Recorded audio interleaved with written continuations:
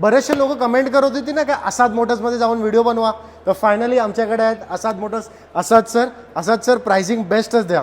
Best pricing भेटणार तुम्हाला आणि क्वालिटी पण त्याच्यासोबत बेस्ट भेटणार. म्हणजे प्राइसिंग नाही, फक्त क्वालिटी बी बेस्ट देणार तुम्ही. क्वालिटी पण बेस्ट भेटणार तुम्हाला.